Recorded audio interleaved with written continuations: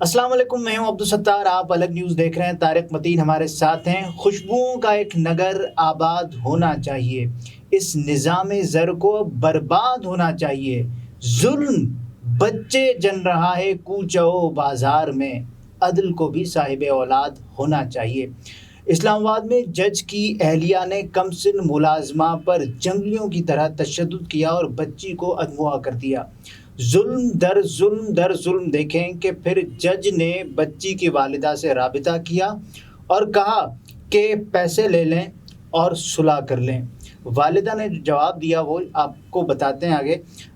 یہ دیکھیں ظلم بڑا عجیب ہے، اور اس کی جو تصاویر ہیں اس بچی کی اور جو جج صاحب کی اہلیہ صاحبہ نے تشدد کیا ہے، اس کو بندہ دیکھیے تو روح کانپ جائے۔ اور مطلب اس کو دیکھ کے بندہ کوئی بھی عام بندہ، میں نے ٹویٹر پہ کافی لوگوں کو دیکھا، فیس بک پہ دیکھا، وہ کہہ رہے تھے ہمارے حوالے کر دو، ہم یہی سب کچھ جج صاحبہ کے ساتھ کریں گے۔ اور پھر جج صاحبہ کو احساس ہوگا، جج کی اہلیہ صاحبہ کو احساس ہوگا، معاف کیجیے گا، کہ ہوئی کیا ہے ان کے ساتھ، انہوں نے کیا کیا ہے۔ جی بمشکل تمام یہ بچی، اچھا میل نرشڈ ہوتے ہیں نا یہ بچے، اب میل نرشڈ ہونے کے نتیجے میں وہ جو اس کی عمر بتائی جا رہی ہے وہ اس عمر کی لگ بھی نہیں رہی، اس کی عمر 13-14 بتائی جا رہی ہے، اس سے چھوٹی لگ رہی ہے۔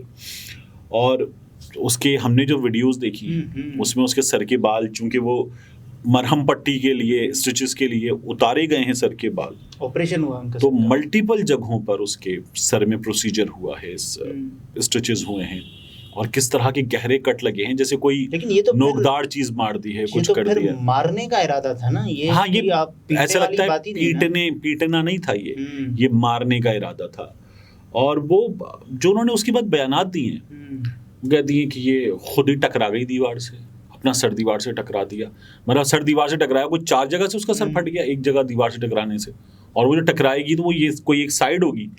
پھر اس کے بعد اس کی حالت اس لیے بگڑ گئی کہ اس نے مٹی کھا لی۔ یہ کیا بات، مطلب جس طرح کے انہوں نے بیانات یہ دیکھ رہی تھی یہ منظر، ہاں، اور جس طرح کے انہوں نے بیانات دیے، اول تو بندہ پوچھے، اور یہ ہمارے اکثر ہوتا ہے، اور آپ دیکھیں کہ جو بچی کی جو تنخواہ ہے نا وہ 10,000 تھی، اس انڈر ایج کو رکھا کیوں تھا؟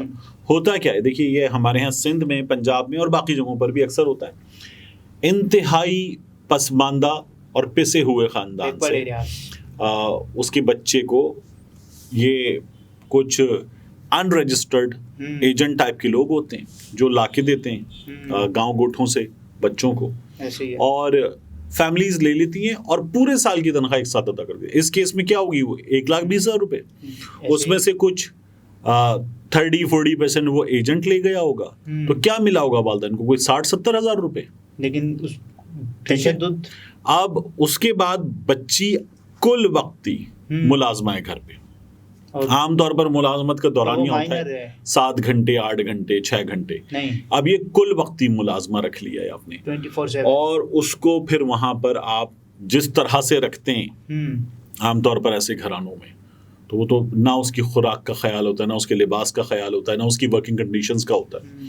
اور وہ پہلے سے بتا رہی تھی کہ کام کرنے میں میرے بازو میں درد ہے، تو اس کو پہلے بھی مارا گیا تھا، اور پھر اس بازو میں درد کی وجہ سے، پھر اسی بازو سے کام بھی کروایا، اسی بازو سے کام کروایا، پھر بازو میں درد کی وجہ سے اس کام میں اس کو یہ کہ تم سے نہیں ہو رہا، پھر مارا گیا، اور بہت بری سے مارا گیا۔ اطلاعات یہ ہیں کہ بیٹ سے بھی مارا، کرکٹ بیٹ سے، بچوں کا ہوگا اس سے۔ لیکن یہ تو ایک مائنڈ سیٹ ہے نا، ایک رویہ نہیں ہے، یہ ایک مائنڈ سیٹ ہے، یہ جو اس بات کی عکاسی کرتا ہے، جو طاقتور ہوتا ہے وہ اپنے جو کمزور ہوتے ہیں ان پر تشدد کرتا ہے۔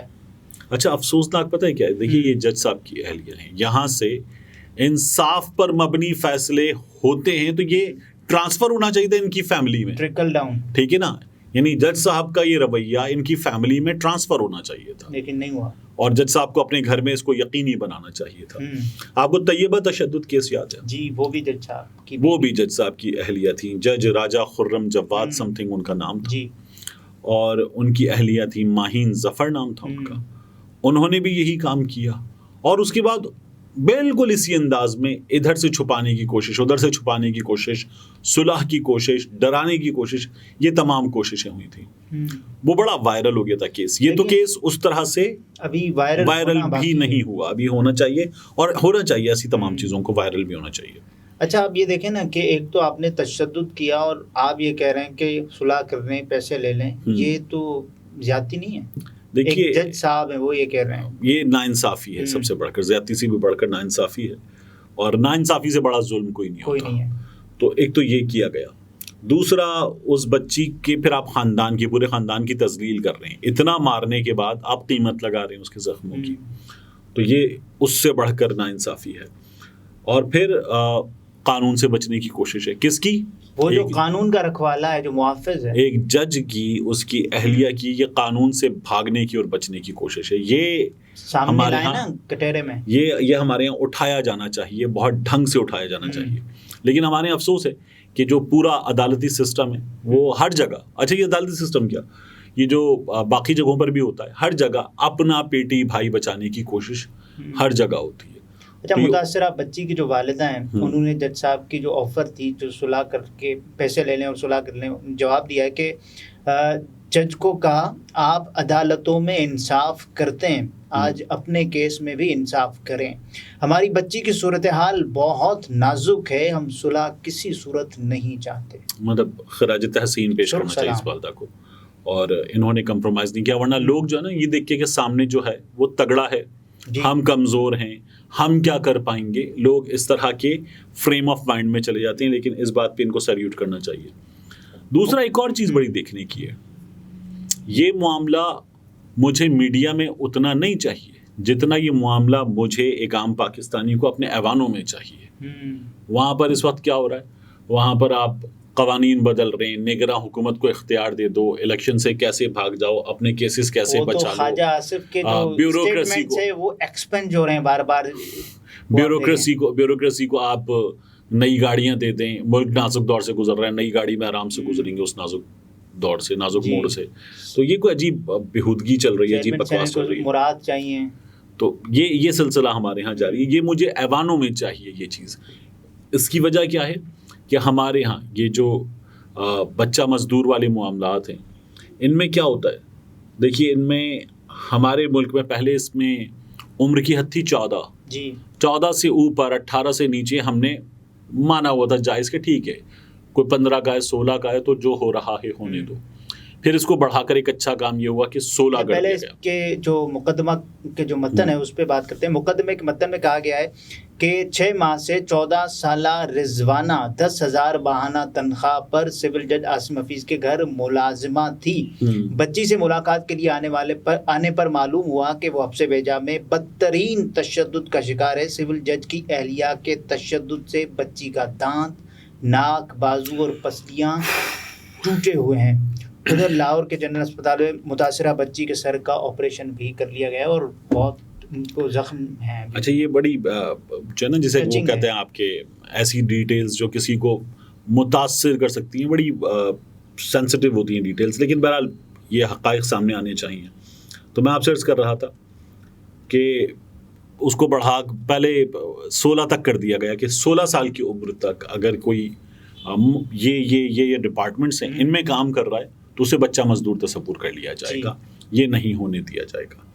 اچھا یہ تو ویسے ہی اس سے بھی نیچے ایج میں، اور پھر 24/7 کی ملازمت یہ ہمارے ہاں چلتا ہے، اور اس 24/7 کی ملازمت میں بھی آپ ایک چیز یہ دیکھیے کہ رویے کیا ہیں، ٹریٹمنٹ کیا ہے، اور اس کے بعد ان کی سزائیں کیا ہیں۔ آپ کو معلوم ہے ہمارے ہاں اس طرح کے آفینس کی سزا کیا ہے۔ اگر کوئی آفینس کرتا ہے، یہ کرائم کمٹ کرتا ہے، تو اس کو 20,000 روپے جرمانہ ہوگا، 20,000 روپے جرمانہ ہوگا، اور اس کو زیادہ سے زیادہ 1 سال کی سزا ہوگی۔ یہ کیا بات ہے؟ ٹھیک ہے، یہ قانون کے مطابق ان صاحبہ کو زیادہ سے زیادہ 1 سال کی سزا ہو سکتی ہے، اور یہ بھی وہی فیصلہ کرنے والے تو گھر میں بیٹھے ہوئے ہیں۔ ٹھیک ہے، 1 سال کی سزا ہو سکتی ہے، اور اگر یہی جرم ہمارے قانون کے مطابق دوسری بار کیا جائے گا 6 مہینے تو جرمانہ وہی ہے، جو سزا ہے وہ زیادہ سے زیادہ 2 سال تک پہنچ جائے گی، کم سے کم 6 مہینے، یعنی پہلے کیس میں کم سے کم شاید 2 مہینے یا 3 مہینے ہے، اور زیادہ سے زیادہ سال ہے، اور اگر دوسری بار سیم کرائم کمٹ کیا جائے گا تو یہ 6 مہینے سے شروع ہوگی اور یہ 2 سال تک جائے گی۔ بس ہمارے ہاں اتنا آسان ہے، یعنی دنیا بھر میں آپ بغیر ہیلمٹ کے یا ریڈ لائٹ جمپ کرتے ہیں تو آپ کو اتنی پینلٹی پڑتی ہے کہ آپ دوبارہ جرت نہ کریں کہ آپ سیدھے ہو جائیں. اور ہمارے ہاں جو ہے وہ 500 روپے کا چالان ہے. لیکن اس جرم کو زیادہ تر جو قانون سازی کر کے تبدیل نہیں کرنا چاہیے. اس کی جو ڈیفینیٹلی کرنا چاہیے, سزا ہونی چاہیے, اس کی سزا بڑی ہونی چاہیے, اس کی سزا کسی عام چوری سے بڑی سزا ہونی چاہیے, لیکن انتہائی آسان سمجھا ہوا ہے. ناظرین یہ طارق متین تھے, گفتگو اپنے ملاحظہ فرمائے. اجازت دیجیے, اللہ حافظ.